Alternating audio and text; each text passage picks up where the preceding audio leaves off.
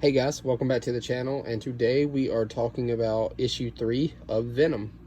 Where we left off in issue 2 is Dylan Brock was meeting up with a character that his father told him to meet up with, and we'll see what kind of shenanigans that, conspires from there. Some interesting stuff happens in this issue. Again, we have a little bit of more like setup, a little bit world building. We get some action. It's this one's a neat issue. I do like this issue. God, this cover. Let's talk about the cover first. We got Dylan being swallowed by Venom. We actually get a little bit of story of what Venom thinks of Dylan and all that. Especially since they've bonded now, Venom actually gets to see inside of Dylan's head and all that. So, first and foremost, let's open the book. Let's look at the art.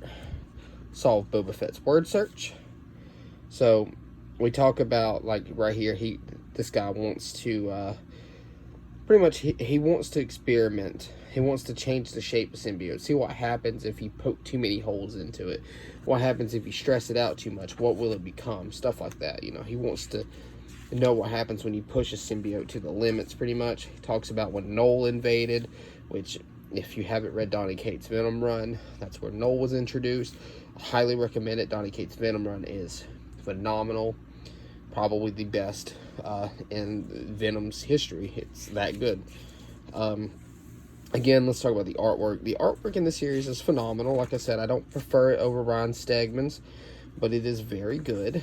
We get this awesome picture, this awesome page where Venom's talking about how he feels really alone, how he's this all-powerful Clintar, that he's been around forever. He's lived multiple lifetimes, but yet he's never felt more alone than he does without Eddie. He can't sense him. He's not connected to the hive mind.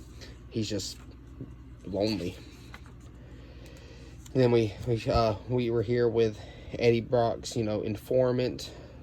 It's funny how I already forgot her name because she's that forgettable. No, just kidding. But she talks a little bit of how Brock always, managed to get information and stuff like that. And then we get into the Empty Throne, which is like the Illuminati, I guess.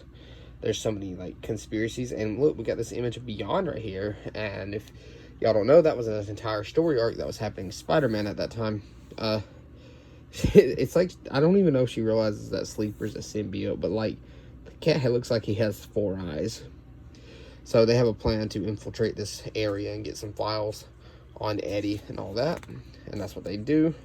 But before that, we get this awesome page of where Venom is talking to Dylan, because Dylan is saying, stay behind because I have Sleeper with me, so I'll be fine.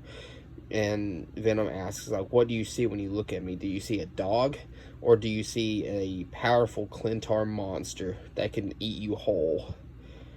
And Dylan practically just says every time, he looks at Venom, he sees his father and is hoping that he comes back and stuff like that. So they infiltrate the building, like I said. And she, of course, the most predictable thing in story, tells him to go into that room and get some files out of the computer, and it's a trap. Obviously, him and Sleeper are now trapped in there, and Sleeper tries to go on the offensive, but the sonar blasts take it out, along with Dylan. And then, so Dylan gets sent away because, according to her, there is a symbiote arms race coming, and Dylan is in this right in the middle of it. And the issue ends with him, talking about how, guns don't really work on Venom, so how's he going to put holes in Venom? And we get the reveal of this suit here, and then obviously we have Venom coming to save Dylan. And that's the end of the issue 3. We got issue 4 coming up. Obviously it's out if y'all haven't read it. So Venom 3 is a solid issue. I don't think it's as good as issue 2. I think this one's a 7 out of 10, just like issue 1. This is it's like it's a above average run. There's a lot of build up here. And there's some interesting things, but so far I'm more interested in what's going on with Dylan Brock than I am Eddie Brock because of the time travel.